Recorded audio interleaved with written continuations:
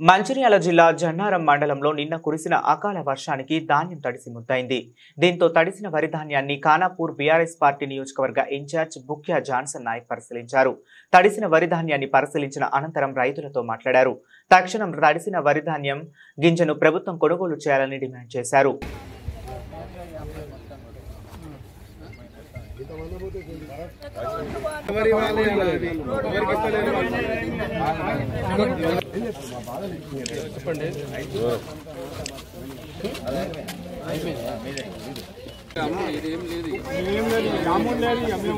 ఈ పొలాలను చల్లుకుంటే మళ్ళా వ్యవసాయ మార్కెట్లో మొన్న కురిసిన వర్షానికి ఈయన వీడియో చూస్తుంటే చాలా బాధాకరం. రైతులు 6 నెలలుగా కష్టపడి పంటను పండించి ఇంటికొచ్చిన పంటను ఈ ప్రభుత్వం నిర్లక్ష్యంతో ఒక రైతుతోటి మాట్లాడుతుంటే నెల 15 రోజులైంది ఇక్కడ మేము కుప్పేసి అని చెప్పి చెప్తున్నారు. ఇంతకుముందే రైతు రాములతోటి మాట్లాడుతుంటే నెల 15 రోజులు అవుతుంది. వాతావరణం శాఖ హెచ్చరించింది వర్షాలున్నాయని చెప్పి, కానీ ఎట్లాంటి చర్యలు తీసుకోకుండా వాళ్లకు తాడ్పత్రులు కానీ ఏది కానీ వాళ్లకు అందించకుండా ఎంత నిర్లక్ష్యంతో ఎంత బాధాకరం అంటే లేకపోతే మనకు తిండి లేదు. ఈ రైతు గోస ఈ ప్రభుత్వంలో అలా అడిగినాం.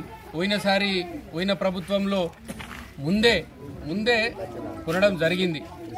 ఈ బోనస్ అని చెప్పి వాళ్ళకేదో మాయమాటలు చెప్పి ఇంకా పెరుగుతాయని చెప్పి ఆశ చూపి నెల రోజుల నుంచి మార్కెట్లో వడ్లు ఇట్లనే ఉన్నాయి. కొనకుండా నిన్న వర్షానికి సగానికి సగం వడ్లన్నీ కొట్టుకుపోయినాయి. మొత్తం నీళ్ళలో కలిసిపోయినాయి.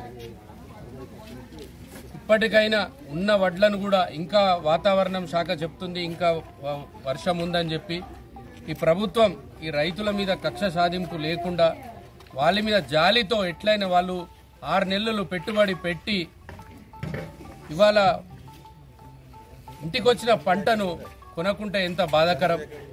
అందుకని ఈ ప్రభుత్వాన్ని మేము బీఆర్ఎస్ పార్టీ తరఫున మేము డిమాండ్ చేస్తున్నాం. వాళ్ళపై దయ ఉంచి మీరు తక్షణమే ఈ వడ్లను కొనాలి, కొని బోనస్ ఇవ్వాలి. తడిసిన వడ్లను కొంటామని చెప్పి మీరు మాటలకే సరిపోతున్నది, కానీ ఎక్కడ కూడా ఇప్పుడు మేము 4-5 కళ్ళాలు చూసుకుంటూ వచ్చినాం, కానీ మా దగ్గరికి ఎవరు రాలేదు. తడిచినాయి కదా ఇంకా ఆరబెట్టురు అని చెప్తున్నారు. ఇట్లాంటి కక్ష సాధింపులు లేకుండా మీరు తక్షణమే మీరు ఆర్డర్ ఇచ్చి రిబ్బన్ కటింగ్లు కాదు, రిబ్బన్ కటింగ్ చేసి వెళ్ళిపోవడం కాదు. రైతులు బాధలు కూడా వాళ్ళ ఇంటికి వచ్చిన పంటను ఇవాళ వాళ్ళ కండ్ల ముందు కొట్టుకపోతుంటే చాలా బాధాకరం. నిన్న రైతులు ఆ వర్షానికి రైతులు ఏం చేయలేక తాడ్పత్రి లేక నీళ్ళలో కొట్టుకపోతుంటే వాళ్ళ ఏడుపులు చూస్తే చాలా బాధాకరం.